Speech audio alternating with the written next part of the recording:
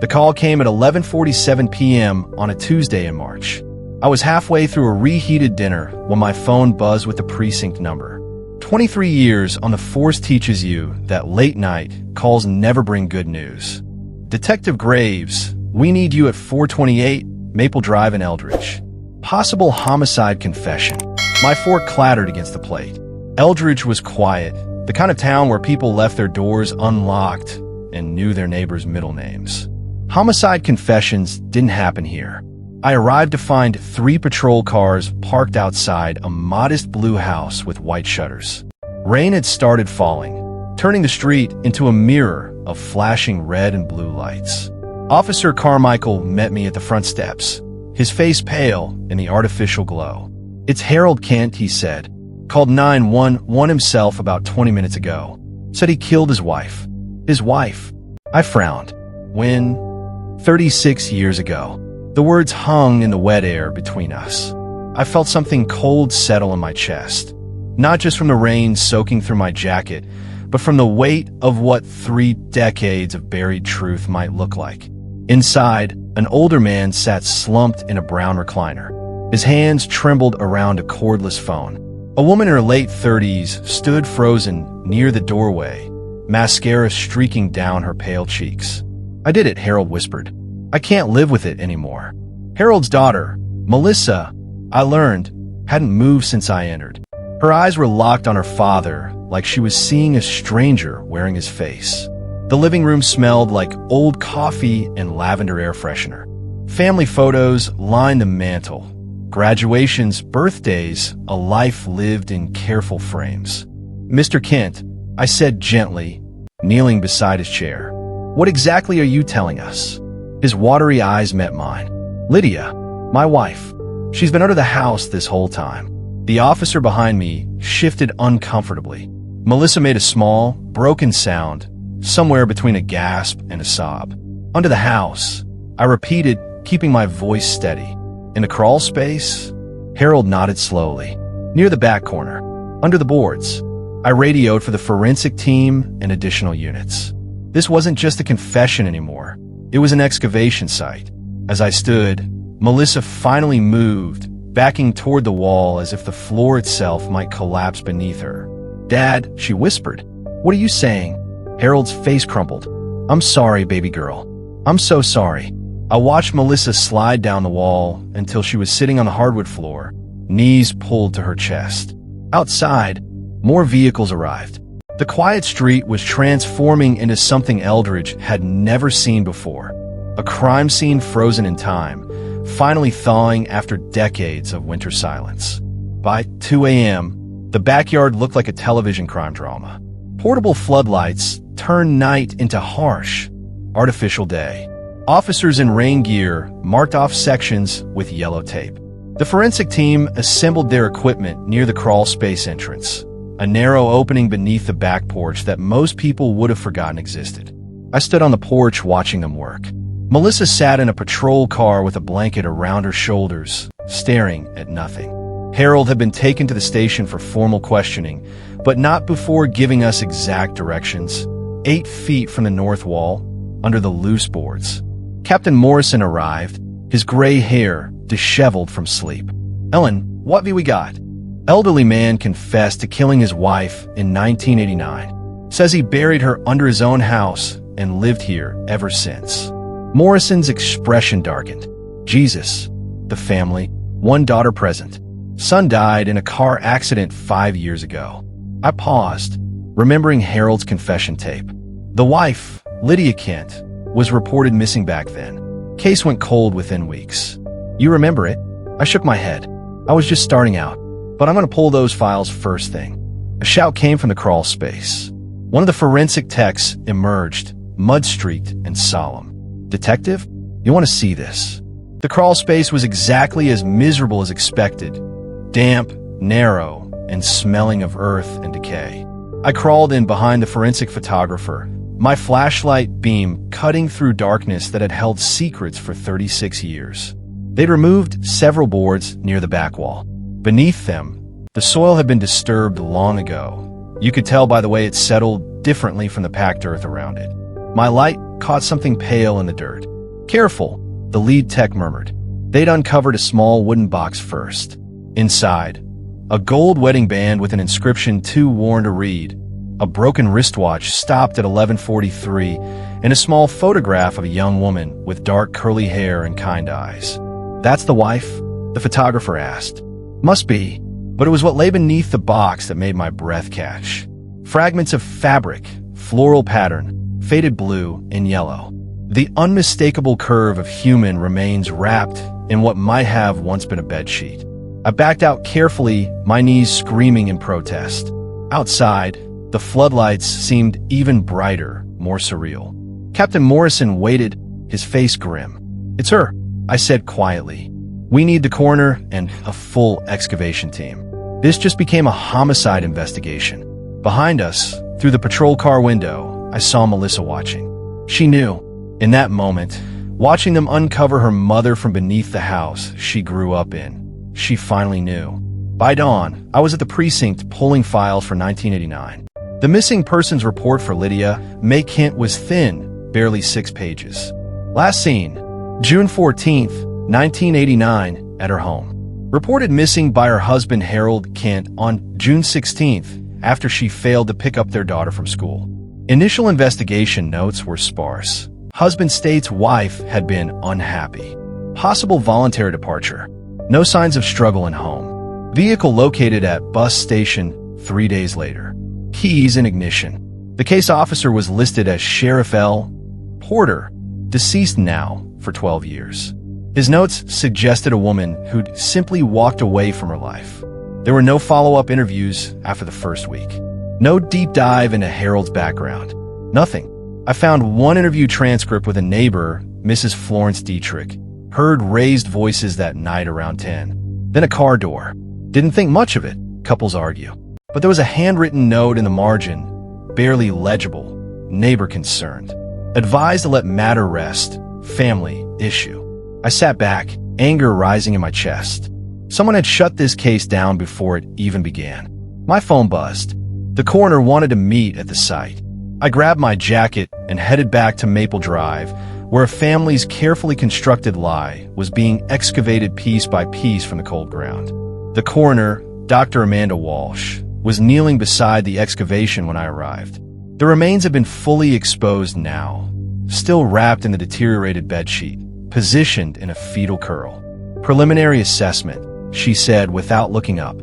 "Adult female, approximate age 30 to 40. Skeletal remains show evidence of blunt force trauma to the skull. At least 2 distinct impact points on the left temporal and parietal bones. Cause of death, likely the head trauma. I'll know more after full examination, but this wasn't a fall or accident. Someone hit her. Hard. Multiple times. I photographed the scene myself, documenting every angle. The wooden box, the wedding ring, the watch frozen at 11:43. The floral dress that someone's mother had probably worn to church or dinner parties or parent-teacher conferences. A patrol officer approached. "Detective, the daughter wants to talk to you." Melissa sat in the same patrol car, but the blanket had slipped from her shoulders. Her eyes were red-rimmed and hollow. When I slid into the seat beside her, she didn't look at me. "My whole life," she said softly, "I thought she abandoned us." That's what he told me, that she didn't want to be our mother anymore. "Melissa, I hated her." Her voice cracked. "I spent 36 years hating a woman who never left, who never had a choice. I had no words that could make this better. So I just sat there while Melissa cried for the mother she'd been taught to resent, the mother who'd been beneath her feet every single day." Harold's formal interview began at 9 that morning. I sat across from him in the small interrogation room, a recording device between us. He looked smaller than he had the night before, diminished like confession had hollowed him out. "Tell me about June 14th, 1989, I said. Harold's hands shook as he folded them on the table. We argued. About money, about the kids, about everything. Lydia wanted to leave. Kept saying she couldn't do it anymore. Do what? Live like that? With me? He swallowed hard. She had a suitcase packed. I found it in her car that afternoon. She was planning to take the kids and go to her sister's in Kansas City. And you didn't want that. I loved her, he whispered. I love my family. I lost control. I leaned forward. What happened, Harold? She said she was leaving that night, taking Melissa and Daniel while I was at work. I told her she couldn't, that I wouldn't let her destroy our family. She laughed, said the family was already destroyed. His eyes filled with tears. I grabbed her arm. She pulled away. We fought in the bedroom. I pushed her and she fell, hit her head on the dresser corner. And then, she wasn't moving. There was blood. I panicked. I let the silence stretch. Harold's version sounded rehearsed, too neat, too accidental. The coroner's findings didn't match a single fall. You said she hit her head on the dresser, I continued. But Dr. Walsh found evidence of at least 2 distinct impact points. That's not consistent with one fall, Harold. His jaw tightened. I don't remember everything clearly. It was so long ago. Try. He closed his eyes. After she fell the first time, she was still moving, still trying to get up. I was so scared, so angry. I picked up there was a bookend on the dresser. Heavy marble. I hit her with it. Twice. Maybe 3 times. I don't know. There it was. The truth beneath the rehearsed accident story. Murder, not manslaughter. Rage, not panic. Then what? I waited until the kids were asleep. Wrapped her in the sheet from our bed. Dug a hole under the house using the crawl space entrance. It took me all night. His voice was mechanical now, reciting facts. I buried her just before dawn, cleaned the bedroom, put her car at the bus station with the keys inside, and reported her missing 2 days later. I had to. The school called when she didn't pick up Melissa. I had to make it look normal. Normal. I thought of Melissa, growing up in that house, sleeping above her mother's grave, hating a woman who died trying to save her children. Did anyone help you? I asked. Sheriff Porter closed this case unusually fast. Harold's eyes flickered. La was my cousin. He knew, he suspected, but he said if I kept quiet, if I didn't make waves, he'd make sure the case didn't go anywhere. I felt sick. A law enforcement officer had actively covered up a murder, had advised silence instead of justice. He told me to think of the kids, Harold continued. Said if I went to prison, they'd end up in foster care. Said Lydia was already gone. Nothing would bring her back. Better to let them have one parent than none. So you built your life on top of her grave. Harold flinched. Every day, I thought about confessing. Every single day for 36 years. But then time passed, and it got harder. The kids grew up. Daniel had his own family. Melissa was doing well.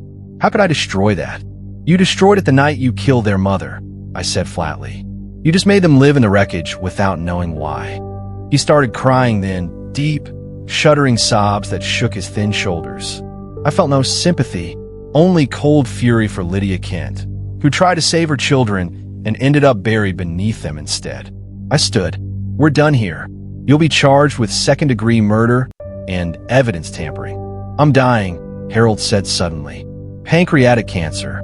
Stage 4. 3 months, maybe less. I paused at the door. Then I guess you'll finally face Lydia sooner than you thought. The news spread through Eldridge like wildfire. By afternoon, reporters crowded Maple Drive. Neighbors who'd lived there for decades gathered in small clusters, whispering behind hands. I found Mrs. Florence Dietrich still living 2 houses down. She was 81 now, sitting on her porch with a cup of tea. I remember that night, she said when I introduced myself. Heard them arguing through the open windows. Heard Lydia scream. Then nothing. Why didn't you call the police? Her hands trembled around the teacup. I did. Called the station around 11. Sheriff Porter himself answered. Said he'd handle it personally. That was a family matter, and I shouldn't worry. He told you not to worry. He said Harold was a good man going through a rough patch. That Lydia was probably just upset and would calm down. She met my eyes, hers brimming with tears. I heard her scream, "Detective," and I let a man in uniform tell me it was nothing. I took her statement officially this time, but the damage was done. 36 years of guilt lived in this woman's face. She'd been silenced by authority, and Lydia had paid the price. Walking back to my car, I passed the Kent house. The forensic team had finished excavating. All that remained was a hole in the ground where a woman had been hidden away like garbage. Melissa agreed to meet me at a coffee shop downtown. Neutral ground, away from cameras and crime scene tape. She looked exhausted, wearing the same clothes from the night before. "I need to ask you some questions about your childhood," I said gently. "I know this is difficult. My childhood was a lie." Her laugh was bitter. "What do you want to know? Did your father ever mention your mother?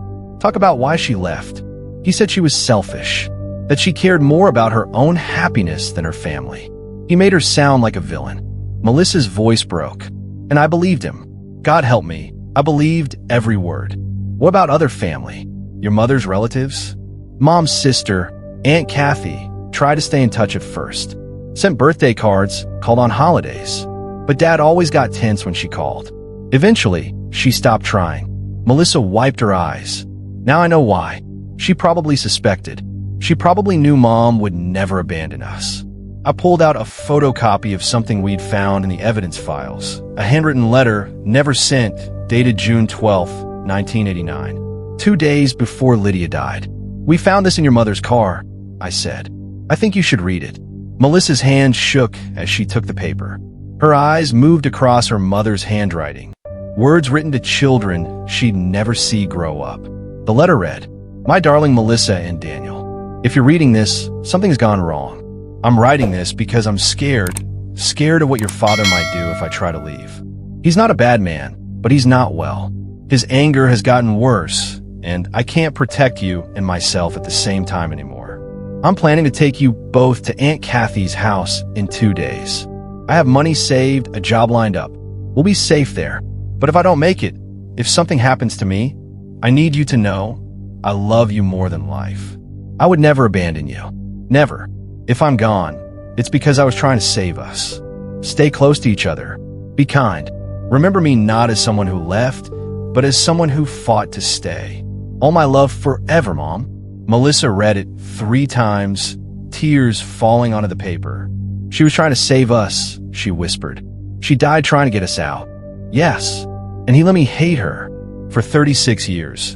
He let me think she was the monster." Melissa's grief was transforming into something harder, sharper. He took everything from her. Her life, her reputation, even her children's love. I reached across the table, squeezing her hand. "You know the truth now. That matters, does it?" She looked at me with hollow eyes. "My brother died never knowing our mother loved us, never knowing she was murdered. He died believing the same lies I did. There was nothing I could say to that. Some truths come too late to heal the wounds they might have prevented." Over the next 2 weeks, I dug into Sheriff Lyle Porter's old cases. What I found made my stomach turn. 3 other domestic violence calls from the late 1980s, all marked resolved without arrest records. All in homes where Porter had family or personal connections. Porter had run Eldridge like a small kingdom where certain people were protected and certain crimes were overlooked. Lydia Kent had been unlucky enough to marry into the protected class. I requested exhumation of Porter's personal effects from his estate. His daughter, now in her 50s, reluctantly handed over boxes of her father's old paperwork. In a file marked personal, I found a handwritten note dated June 15th, 1989. Harold called, said Lydia left him. Knows I'll handle it quiet. Family stays together. That's the way. Proof. Not just of the cover-up, but of the casual cruelty with which powerful men had decided Lydia Kent's life didn't matter enough to investigate. I took the evidence to Captain Morrison. We need to make a public statement. People deserve to know their sheriff buried a murder investigation. Morrison looked old suddenly. Lyle Porter was my mentor, Ellen. Taught me everything about law enforcement. Then he taught you wrong. He flinched but nodded. You're right. Schedule a press conference. We'll release everything. That afternoon, we stood before cameras and told Eldridge that their justice system had failed Lydia Kent. That corruption had let a murderer raise his children above their mother's grave. The town reacted with shock, anger, and shame. Harold's health deteriorated rapidly. By April, he was hospitalized, the cancer eating through him faster than predicted. I visited him once, not out of compassion, but because he'd requested to see me. He looked skeletal against the white sheets, tubes running from his arms. I want to give you something, he rasped. A nurse handed me a small tape recorder. He recorded this yesterday, she said. For Melissa, Harold whispered. And for anyone who thinks staying silent protects people, I took the recorder. Why now? Why confess after all these years? Because I'm dying, and I realized the cancer wasn't my punishment. His eyes were glassy. Living with it was. Every birthday, every Christmas, every time Melissa asked about her mother, that was the punishment. But I was too much of a coward to face it until I knew I was already dying. You want forgiveness? No. He coughed, a wet, rattling sound. I want people to know that silence doesn't save anyone. It just spreads the poison. Lal told me to stay quiet to protect my kids. But all I did was poison them with lies. I left without saying goodbye. He died 3 days later, surrounded by nurses who didn't know his name, let alone his crimes. Melissa didn't attend his funeral. Only 5 people did. The tape Harold recorded was 43 minutes long. I listened to it alone in my office, taking notes as his voice, weak but clear, laid out the full truth. He admitted the coroner was right. He'd hit Lydia 3 times with a marble bookend. He described the sound her skull made, a detail that made me stop the recording and breathe deeply. He talked about wrapping her body, about the soil under his fingernails, about washing blood from the bedroom carpet at 4 a.m. while his children slept. But the most damning part came near the end. I told myself I was protecting Melissa and Daniel. That's what Lal said. Keep quiet. Save the kids from foster care. But that was a lie. I stayed silent to save myself. I stayed silent because I was a coward. And I let my children grow up in a house built on their mother's grave, hating her for abandoning them when I was the one who stole her from their lives. He paused, breathing heavily. If anyone hears this and they're carrying secrets about violence, about abuse, about crimes they've witnessed, don't do what I did. Don't let silence become another victim, because it doesn't protect anyone. It just makes you an accomplice to your own destruction. The recording ended with Harold crying, saying Lydia's name over and over like a prayer he'd forgotten how to finish. I made copies, one for the official case file, one for Melissa, and one for the press conference where we'd release the findings. The press conference was scheduled for May 15th. Captain Morrison and I sat at a long table facing cameras from local and national news outlets. The story had grown beyond Eldridge. It was now about systemic failure, about how small-town corruption could bury a woman and erase her story. Morrison read the official statement. 36 years ago, Lydia Kent was murdered by her husband Harold Kent in their home on Maple Drive. The initial investigation was deliberately suppressed by then-Sheriff Lyle Porter, who had personal connections to the perpetrator. Lydia was buried under her own house, where she remained until Harold's deathbed confession in March 2025. Then I played excerpts from Harold's tape. The room was silent except for the voice of a dying man admitting to murder. When it ended, a reporter asked, "What happens now?" "Lydia Kent will finally receive a proper burial," I said. "We're working with her surviving family to arrange services. Additionally, we're recommending a full review of all cases handled by Sheriff Porter between 1985 and 2004. And the daughter? Melissa Kent. She's been through unimaginable trauma. We're respecting her privacy. But privacy was hard to maintain. Reporters found Melissa anyway, camped outside her apartment, shouting questions she wouldn't answer. I got a text from her that night. "Can't do this. Going away for a while." I understood. Sometimes the only response to truth is distance. Lydia's funeral was held on a sunny Saturday in June, 36 years and 2 weeks after her murder. Her sister Kathy flew in from Kansas City, now 71 and using a cane. She'd spent decades believing her sister had vanished by choice. I knew something was wrong, Kathy told me at the service. Lydia would never leave her babies. Never. But Harold seemed so calm, so reasonable. And Lyle Porter assured me they'd investigated thoroughly. "I'm sorry we failed her. We all failed her." Kathy's voice was firm. "Harold, Lyle, me for not pushing harder, the neighbors who heard and did nothing. A whole community chose comfort over truth." The service was small, maybe 40 people. Melissa sat in the front row between her aunt and me. She'd written something to read, but couldn't get through it without breaking down. I finished it for her. My mother was brave. She tried to save us. She loved us more than her own life. I'm sorry it took me 36 years to know that. I'm sorry I believed the lies. But I promise to spend the rest of my life making sure people know who she really was. Not the woman who left, but the woman who fought to stay. They buried Lydia next to her son Daniel, who died never knowing the truth. Mother and son, finally together in something other than tragedy. The review of Sheriff Porter's cases took months. What emerged was a pattern. At least 7 domestic violence situations had been resolved without formal investigation. 2 other missing persons cases, one in 1987, one in 1993, had been closed prematurely with minimal follow-up. In August, Porter's daughter issued a public statement. I love my father, but I cannot defend his actions. He betrayed his oath and failed the people he was meant to protect. I apologize to the families he wronged, especially Lydia Kent's family. It was something, not enough, but something. Eldridge itself struggled with the revelation. People who'd trusted Porter, who'd voted for him in 5 elections, had to reconcile the image of a friendly sheriff with the reality of corruption. Some couldn't do it. They insisted Porter had been deceived by Harold, that he'd meant well.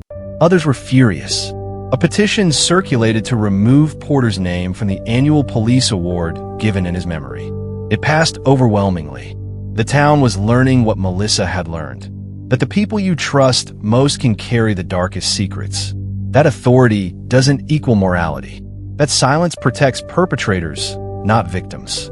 I watched Eldridge wrestle with these truths and saw a community slowly, painfully, grow up. In September, I received a letter from Melissa.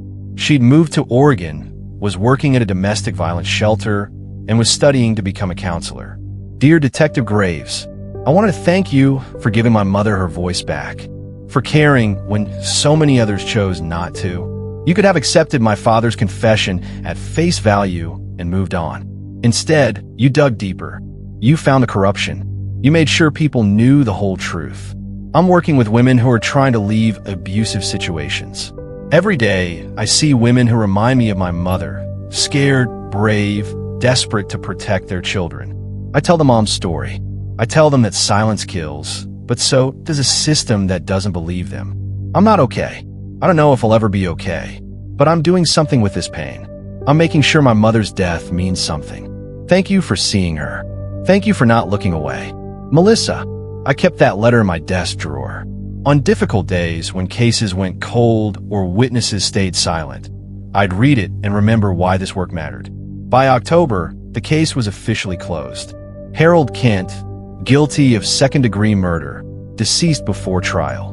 Lyle Porter, guilty of obstruction of justice and official misconduct, deceased, charges posthumous and ceremonial. Lydia Kent, victim of domestic violence, buried without justice for 36 years, finally vindicated. The numbers didn't capture the human cost. They didn't show Melissa's shattered childhood or Daniel's life lived in ignorance.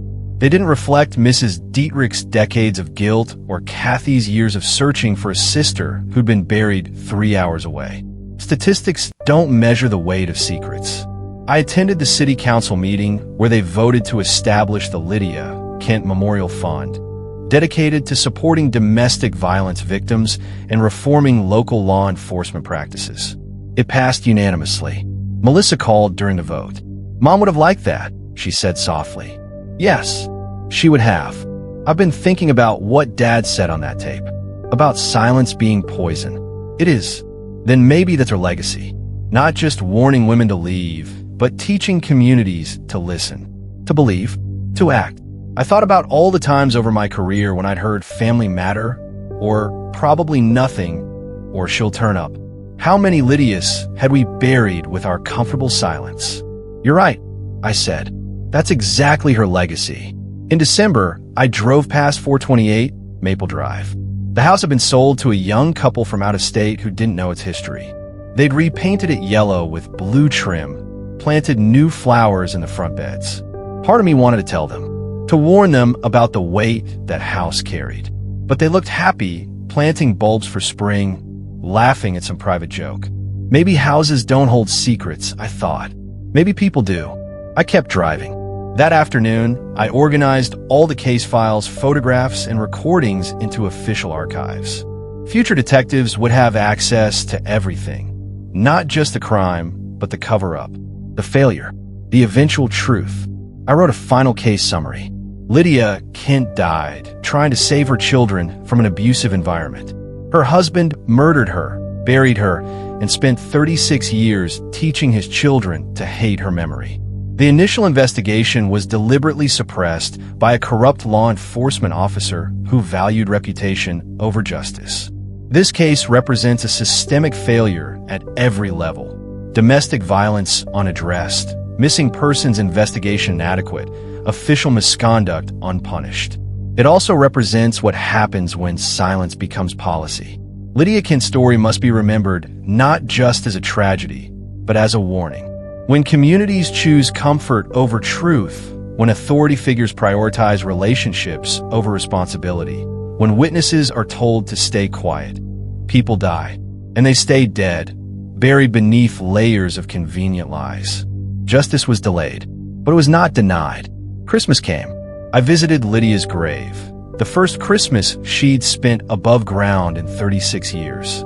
Someone had left flowers, white roses with a card that read, "For the mother I should have known."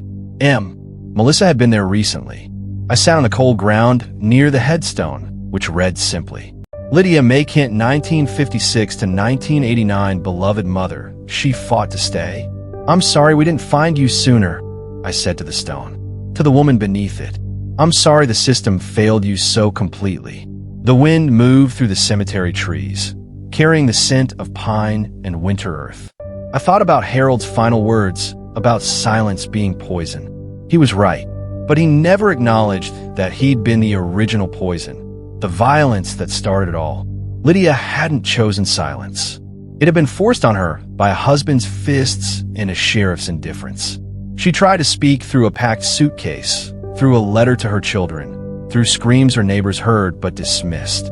The silence came after, when she couldn't speak anymore, when the living chose not to listen. I stood, brushing dirt from my knees. "We're listening now," I told her. "Finally, we're listening."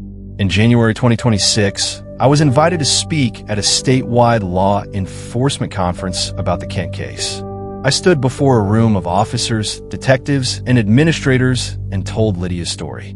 Not the sanitized version, but the ugly truth. I showed them Sheriff Porter's note, the neighbor's ignored call, the thin missing persons file, the 36 years of willful blindness. This happened because people chose convenience over courage, I said. Because family matter became an excuse to look away. Because a woman's fear was less important than a man's reputation. The room was silent. How many cases in your jurisdictions look like this? How many missing persons reports did you close too quickly? How many domestic violence calls did you mark resolved without follow-up? How many women are buried, literally or figuratively, because we didn't do our jobs? A young officer in the front row raised his hand. What should we have done differently? Believed her, I said simply. When Lydia tried to file that restraining order, someone should have believed her. When her neighbor called about screaming, someone should have investigated. When she went missing, someone should have questioned why a mother would abandon young children without warning. I paused, letting it sink in. We should have listened.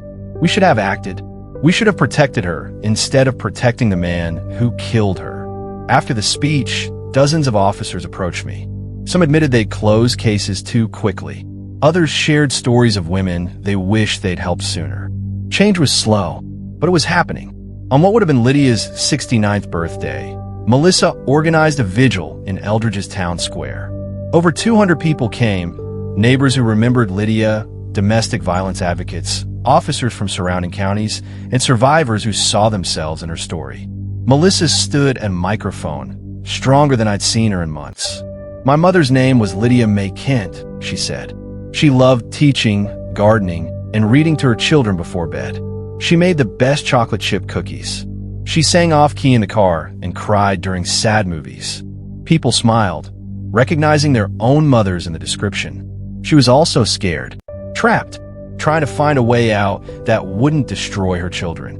When she finally gathered the courage to leave, she was murdered for it. And then she was erased by my father's lies, by a sheriff's corruption, by a community's willingness to look away. Melissa's voice grew stronger, but she's not erased anymore. We see her now. We know her name. We know what happened. And we promise to listen to the next woman who's scared, the next person who needs help, the next voice crying out in the darkness. The crowd raised candles as the sun set. 200 small flames against the growing dark. A promise that someone would keep watching, keep listening, keep believing. I stood at the edge, watching Melissa transform her pain into purpose. This was Lydia's legacy, not just the tragedy, but the response. The refusal to let another woman's voice be silenced. It's been over a year since Harold's confession. I drive past Maple Drive sometimes, see the yellow house with Continue, 2303. It's blue trim, the flowers growing where forensic teams once dug. Life continues, as it always does, over the places where tragedy lived. But I carry Lydia with me. Her voice in a letter she never got to send, her scream that a neighbor heard and dismissed, her courage in packing that suitcase and planning an escape she never completed. I think about Harold's final words about silence being poison. He was right, but he never understood that he'd poisoned everything he touched, his wife, his children, his own soul. Confession came too late to save anyone. It only revealed what silence had already destroyed. Last week, Melissa called. She's engaged to a therapist she met at the shelter. They're planning a small wedding, and she wants me there. "You gave my mother back to me," she said. "I want you there when I start my own family." I said yes, because that's what healing looks like, not forgetting, but building something new on the foundation of truth instead of lies. Lydia Kent died trying to save her children. Her murder was buried for 36 years.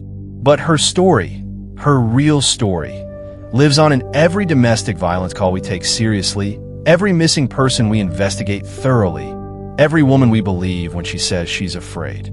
The silence is breaking, slowly, painfully, one voice at a time. And wherever Lydia is now, I hope she knows we're listening. Finally, we're listening. Her death wasn't in vain. It was a warning we finally heard. Lydia Kent's story didn't have to end the way it did.